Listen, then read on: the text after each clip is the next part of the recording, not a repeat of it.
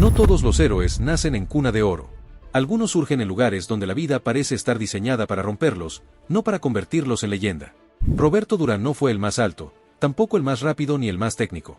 Pero desde los primeros años de su vida, llevó consigo una convicción brutal: nunca dejar que otro hombre lo quebrara. Y esa determinación, forjada en los callejones más duros de Panamá, lo llevó a convertirse en uno de los guerreros más temidos en la historia del boxeo. Roberto nació en El Chorrillo, un barrio popular donde la pobreza no era un concepto abstracto, era el pan de cada día. Creció entre mercados, peleas de esquina y trabajos ocasionales para ayudar a su familia. La escuela rara vez fue su prioridad, la supervivencia lo era todo. Desde pequeño se ganó fama como peleador callejero. Era delgado, pero cada golpe suyo parecía llevar un peso descomunal. Quienes lo conocieron en esos años cuentan que ya desde niño parecía pelear con una rabia contenida, como si en cada intercambio descargara la frustración de haber nacido con tan poco. Esa ferocidad sería su marca registrada para siempre. Fue en esas peleas improvisadas donde empezó a escucharse un apodo que más tarde se volvería inmortal: Manos de Piedra. No era poesía, era una descripción literal. Sus golpes dejaban aturdidos a otros niños mucho más grandes y más fuertes. Ese talento natural llamó la atención de entrenadores locales, que lo llevaron poco a poco a pulir su instinto en un ring de verdad. En 1968, con apenas 16 años, debutó como profesional. No tenía nada del aura de un prodigio técnico. Era flaco, con una guardia poco ortodoxa y movimientos bruscos. Pero había algo imposible de ignorar: su hambre. No peleaba para acumular puntos ni para impresionar al público.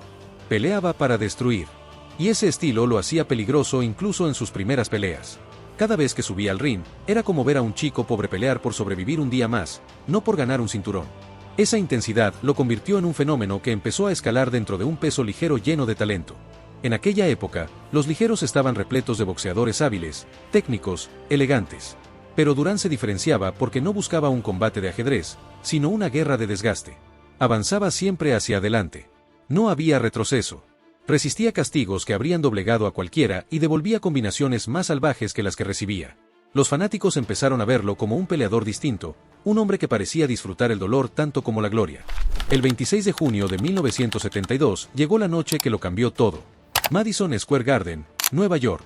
Frente a él estaba Ken Buchanan, un escocés con fama de técnico, pulido y con gran experiencia.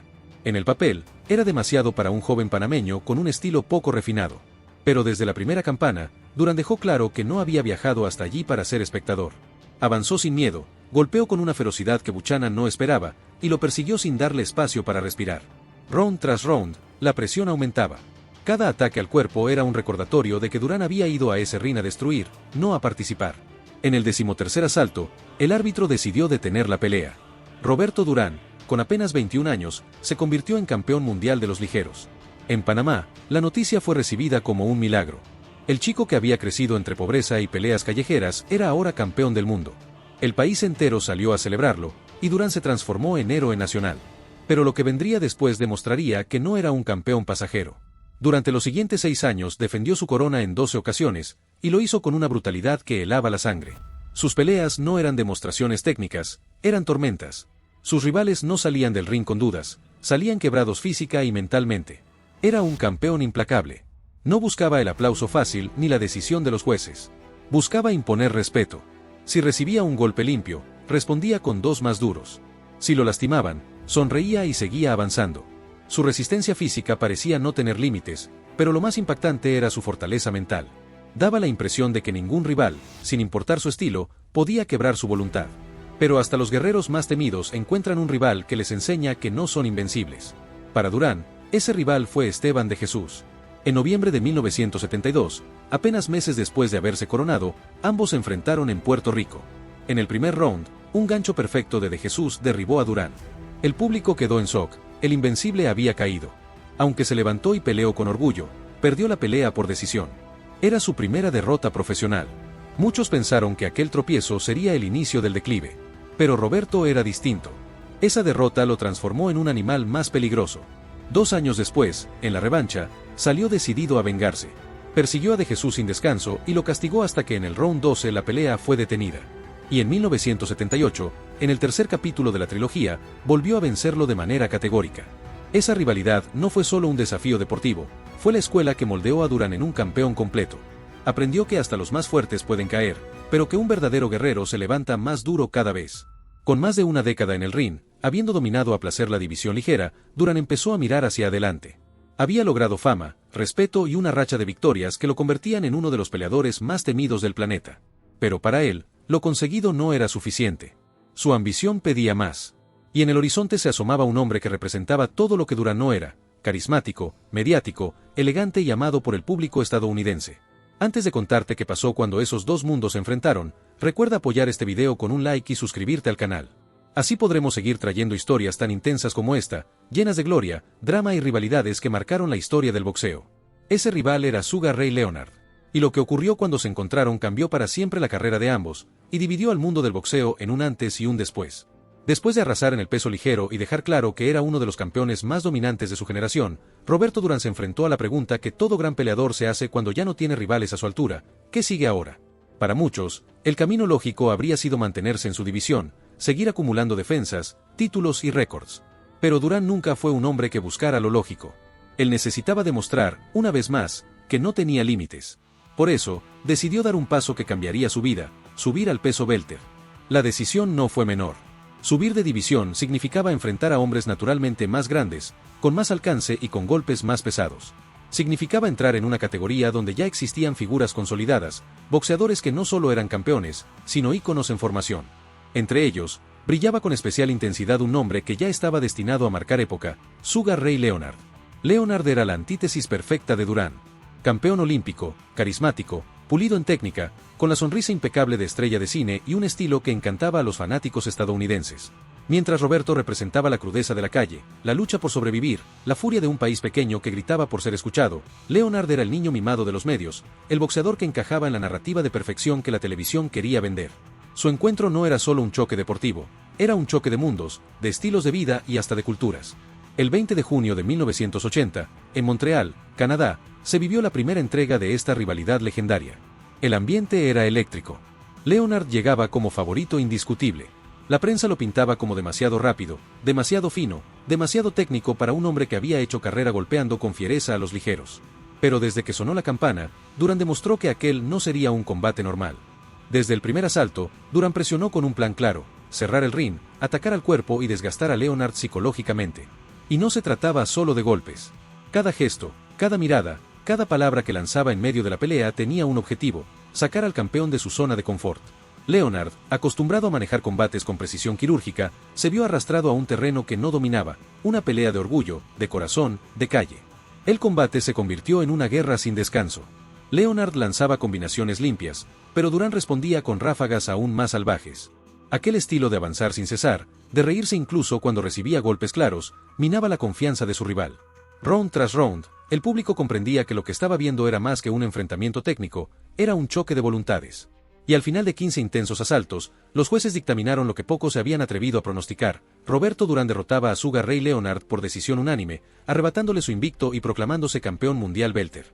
La noticia fue un terremoto. En Panamá, la celebración fue histórica.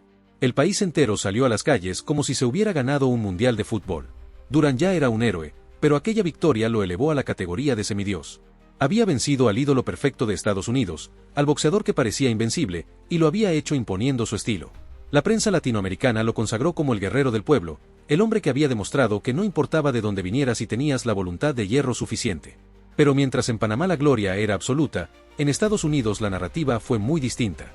Para muchos medios norteamericanos, Durán había convertido un espectáculo elegante en un combate sucio, cargado de provocaciones y tácticas psicológicas. Se hablaba de él como un matón del ring, un hombre que ganaba con intimidación más que con boxeo. Y aunque sus fanáticos lo veían como un símbolo de valentía, para la prensa estadounidense se convirtió en el villano perfecto. Ese contraste solo aumentó la expectación por la revancha. Apenas 5 meses después, el 25 de noviembre de 1980, los promotores organizaron el segundo capítulo de esta saga. El escenario fue el Superdome de Nueva Orleans, y el ambiente era muy diferente. Leonard llegaba preparado, con un plan completamente distinto. Esta vez, no se dejaría arrastrar a una guerra de calle. Esta vez, el combate se pelearía en sus términos. Y así fue. Desde el primer round, Leonard se dedicó a moverse, a usar su velocidad, a lanzar ráfagas rápidas y desaparecer. Cada gesto estaba calculado para frustrar a Durán. No solo lo golpeaba, también lo humillaba con fintas, sonrisas y burlas. El público disfrutaba del espectáculo, pero el panameño estaba desconcertado. Cuanto más intentaba acorralarlo, más frustrado se veía. En el octavo asalto, ocurrió lo impensable. Leonard estaba dominando con claridad cuando, de repente, Durán bajó los brazos, dio media vuelta y pronunció las palabras que quedarían grabadas en la historia del boxeo: no más. El árbitro detuvo el combate y Leonard fue declarado ganador por abandono. La reacción fue inmediata y devastadora. El público en Nueva Orleans no podía creer lo que veía. Los comentaristas gritaban incrédulos. En cuestión de segundos, la imagen del guerrero indestructible se desmoronaba ante millones de espectadores. Lo que debía ser otro capítulo épico se convirtió en una de las polémicas más grandes en la historia del deporte. En Panamá, la noticia cayó como un balde de agua fría.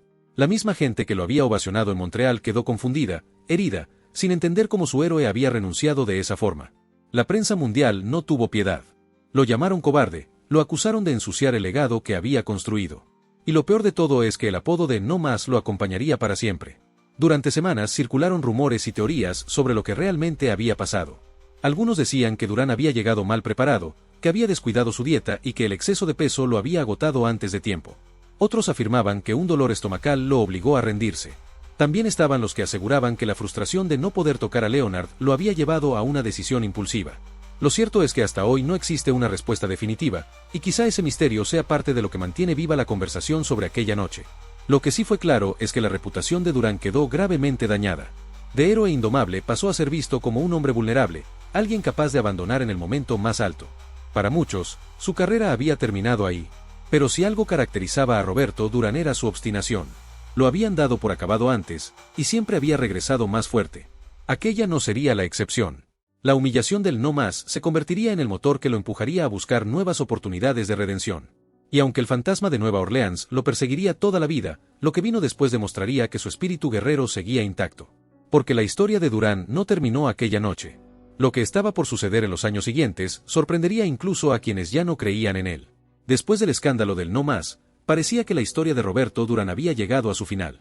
Muchos lo daban por acabado, un campeón que se había rendido en la cima y que jamás podría recuperar la confianza del público. Pero quienes conocían de verdad a Durán sabían que su carrera nunca se había construido sobre la lógica. Si algo lo definía era su capacidad de levantarse después de cada golpe, por más humillante que fuese. Durante un tiempo, la sombra de aquella derrota lo persiguió sin tregua. La prensa lo atacaba sin piedad, los fanáticos lo cuestionaban y los promotores dudaban en confiarle grandes peleas. Sin embargo, dentro del propio Durán comenzó a crecer un sentimiento que siempre lo había acompañado, la rabia de demostrar que nadie podía dictar el final de su historia. Y esa rabia encontró una oportunidad de oro en 1983. El 16 de junio de ese año, en el Madison Square Garden de Nueva York, se enfrentó a Davey Moore, un joven campeón superwelter invicto, considerado en ese momento una de las estrellas emergentes del boxeo estadounidense. Moore era veloz, fuerte y mucho más fresco que un Durán al que ya veían como un veterano en declive. Todo apuntaba a que sería una pelea fácil para el campeón. Pero lo que ocurrió fue muy distinto. Desde el primer asalto, Durán salió con un aire renovado. No era el peleador frustrado de Nueva Orleans, sino un veterano que aún tenía pólvora en los puños y la experiencia para manejar los ritmos de la pelea. Con una presión calculada, empezó a desgastar a Moore, golpeándolo al cuerpo y aprovechando cada error. Round tras round, el dominio se hacía más claro. El público, que al inicio lo había recibido con dudas, empezó a entusiasmarse con cada ataque. Y cuando en el octavo asalto el árbitro detuvo la pelea, el Madison Square Garden explotó en júbilo. Roberto Durán, a los 32 años, se proclamaba campeón mundial en una nueva división. La victoria fue más que un título. Fue un renacimiento. El público que lo había condenado tras el no más volvió a ovacionarlo, reconociendo que aquel guerrero aún tenía grandeza. Para muchos, esa noche no solo ganó un cinturón, recuperó el respeto que parecía perdido. Ese mismo año, en noviembre, se le presentó otro desafío monumental: enfrentarse a Marvin Hagler, el indiscutido campeón de peso medio y uno de los boxeadores más temidos de la época. Hagler era un monstruo, fuerte, resistente, con una pegada devastadora y un estilo implacable. La mayoría de los expertos pronosticaba una derrota clara para Durán, e incluso algunos temían que la pelea fuera un castigo innecesario para un veterano que ya había tenido suficiente. Pero Durán sorprendió a todos. En lugar de lanzarse a la guerra frontal, optó por una estrategia táctica. Boxeó con paciencia, usó su defensa con inteligencia y eligió sus ataques con precisión. Durante gran parte del combate, mantuvo la pelea cerrada, llegando incluso a incomodar a Hagler de maneras que pocos habían logrado. Finalmente, después de 15 asaltos intensos, los jueces dieron la victoria a Hagler por decisión unánime, pero la imagen que quedó fue otra, la de un Durán que, lejos de estar acabado, podía competir de tú a tú con uno de los campeones más dominantes de la historia. Incluso el propio Hagler admitió después que aquella había sido una de las peleas más difíciles de su carrera. Sin embargo, la historia no siempre ofrece finales dulces. Apenas unos meses después, en 1984, Duran aceptó enfrentar a otro de los gigantes de la llamada Era de los Cuatro Reyes, Thomas Hitman Hearns. Alto, largo, con una pegada demoledora y un alcance mucho mayor, Hearns representaba un reto extremo para un Duran que debía acortar distancias para ser efectivo. La noche de la pelea en Las Vegas fue cruel. Duran intentó entrar en su rango, pero Hearns no le dio oportunidad. En el primer asalto ya lo había conectado con fuerza, y en el segundo llegó el desenlace, un derechazo fulminante que lo envió al suelo de forma brutal. El knockout fue tan devastador que muchos pensaron que su carrera no se levantaría de aquello. La derrota ante Hearns fue uno de los momentos más duros de su trayectoria, no solo por la violencia del final, sino porque dejó claro el riesgo que asumía un hombre más pequeño enfrentando a los colosos de divisiones superiores. Pero incluso en la derrota, Duran mostró la esencia que lo definía, nunca rehuía al desafío. Mientras otros peleadores escogían rivales cómodos, él aceptaba los combates más peligrosos, incluso si eso significaba arriesgar su reputación y su salud. Estas tres peleas, la redención frente a Moore, la batalla estratégica contra Hagler y la dura caída frente a Hearns, dibujaron la segunda gran etapa de su carrera. Una etapa en la que no siempre salió victorioso, pero en la que demostró algo más valioso que títulos, una obstinación inquebrantable. Aquel hombre que muchos habían enterrado tras el no más seguía de pie, dispuesto a enfrentarse a cualquiera, sin importar la división ni el riesgo. Y aunque la década de los 80 le trajo gloria y dolor a partes iguales, lo que estaba por venir en los años siguientes confirmaría que su legado no dependía de un cinturón, ni de una victoria aislada, sino de algo mucho más profundo, la certeza de que jamás se rindió ante la vida, aunque hubiera noches en que se rindiera en el ring. Después de la dolorosa derrota frente a Thomas Hearns en 1984, muchos pensaron que la carrera de Roberto Duran había llegado a su fin. Un knockout tan brutal habría sido suficiente para convencer a la mayoría de retirarse. Pero Duran no era la mayoría. Para él, caer siempre había sido parte del camino. Lo que realmente importaba era volver a levantarse. Y en lugar de desaparecer, decidió seguir peleando. Los años siguientes se convirtieron en un terreno extraño para su carrera. Ya no era el joven invencible que dominaba a los ligeros, ni el recién llegado que sorprendía al mundo contra Leonard. Ahora era un veterano con cicatrices, un hombre que cargaba tanto con las derrotas como con la gloria. Pero a diferencia de otros boxeadores de su tiempo, Duran no buscaba excusas ni peleas fáciles. Siguió enfrentándose a rivales de primer nivel, incluso cuando las apuestas no estaban de su lado. A finales de los 80, cuando muchos lo consideraban una figura del pasado, ocurrió algo que reescribió de nuevo su historia. El 24 de febrero de 1989, en Atlantic City, se midió contra Iran Berkley, campeón mundial de peso mediano. Berkley era más joven, más fuerte y venía de sorprender al mundo al derrotar a Tommy Hearns. Para casi todos, Duran estaba aceptando un reto imposible. Con 37 años y mucho más pequeño físicamente, parecía destinado a ser superado. Pero esa noche, Duran volvió a ser Duran. Con una mezcla de astucia, experiencia y una resistencia admirable, logró neutralizar el poder de Berkley. Aguantó su pegada, conectó combinaciones certeras y, sobre todo, manejó los momentos de la pelea con la sabiduría de un veterano que había visto de todo en un ring. Round tras round, el público empezó a darse cuenta de que estaban presenciando un milagro deportivo. Y al final de los 12 asaltos, los jueces declararon ganador a Roberto Duran por decisión dividida. Con 37 años, Duran se proclamaba campeón mundial mediano, su cuarto título en una división diferente. La hazaña fue histórica. Ningún otro boxeador latinoamericano había conseguido algo similar hasta ese momento. La prensa que antes lo había sepultado tras el no más tuvo que rendirse ante la evidencia. Duran no solo seguía vigente, estaba escribiendo capítulos que pocos habrían imaginado.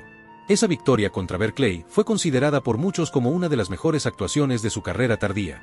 Demostró que, más allá de la ferocidad de su juventud, había desarrollado una inteligencia táctica capaz de compensar cualquier desventaja física. Y sobre todo, dejó claro que su espíritu competitivo seguía intacto. Tras aquel triunfo, recibió otra oportunidad dorada, un tercer combate contra Sugar Ray Leonard, en 1989. Aunque la expectativa era grande, el resultado fue muy distinto a las dos primeras batallas. Leonard, más joven y con mejor estado físico, dominó con claridad durante 12 asaltos y se llevó la victoria. Para Duran, la derrota no fue una sorpresa. Pero el hecho de estar allí, enfrentando nuevamente a un viejo rival, confirmaba que su lugar en la historia no dependía de ganar o perder. Su simple presencia seguía generando expectación en todo el mundo. En los años siguientes, Duran continuó peleando, a veces con triunfos sorprendentes, otras con derrotas que alimentaban las dudas sobre si debía seguir. Sin embargo, lo que impresionaba no eran las estadísticas, sino su capacidad de mantenerse vigente en un deporte donde la juventud suele devorar a los veteranos. Mientras muchos de sus contemporáneos ya estaban retirados, él seguía subiendo al ring, motivado por la misma pasión que lo había acompañado desde niño. Su longevidad se convirtió en parte de su mito. No importaba si ganaba o perdía, cada vez que sonaba la campana, la gente sabía que vería a un hombre dispuesto a dejarlo todo. Durán no aceptaba combates por comodidad. Siempre buscaba rivales de nivel, aunque eso significara arriesgar su legado una y otra vez. Y aunque las derrotas se acumulaban en la última etapa de su carrera, también lo hacía el respeto. Porque no hay nada más difícil que mantenerse competitivo durante 3 décadas, y eso fue exactamente lo que él logró. A medida que los años 90 avanzaban, Durán dejó claro que ya no era solo un campeón de boxeo. Era un símbolo de perseverancia, un recordatorio de que la grandeza no siempre se mide por récords perfectos, sino por la voluntad de seguir adelante cuando todo parece estar en contra. Y aunque el paso del tiempo se hacía evidente, todavía quedaban capítulos por contar antes de que colgara los guantes definitivamente. Porque si algo había demostrado Roberto Durán una y otra vez es que la palabra retirada nunca formó parte de su vocabulario. Y el mundo aún no había visto el desenlace final de su increíble historia. La carrera de Roberto Durán parecía no tener fin. Mientras otros campeones de su generación ya se habían retirado hacía años, él seguía subiendo al ring con la misma testarudez que lo había caracterizado desde niño. Su amor por el boxeo no estaba en discusión, era su vida, su refugio y su forma de seguir conectado con la gloria que tantas veces había saboreado. Llegó a acumular más de 100 peleas profesionales, un número que hoy parece imposible en una época donde los boxeadores eligen cuidadosamente cada combate. Incluso en los 90, cuando la edad ya lo acompañaba en cada movimiento, Roberto mantuvo su popularidad. No siempre eran noches gloriosas, a veces el tiempo se hacía sentir y sus reflejos no eran los mismos.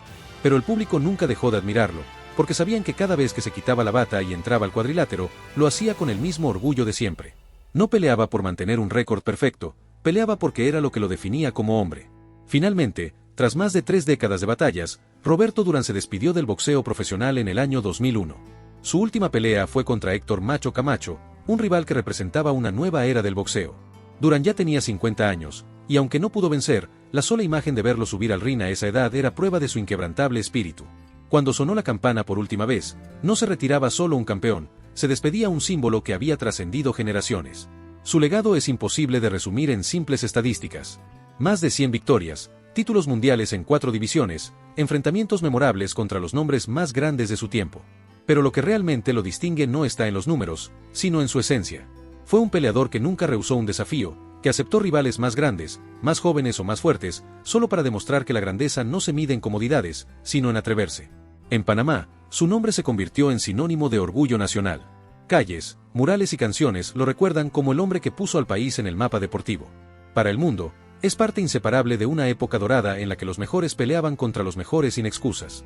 Y aunque su carrera estuvo marcada por momentos de gloria y también por caídas estrepitosas, esa dualidad es precisamente lo que lo hace humano, cercano y eterno. Durán inspiró a generaciones de peleadores que vinieron después.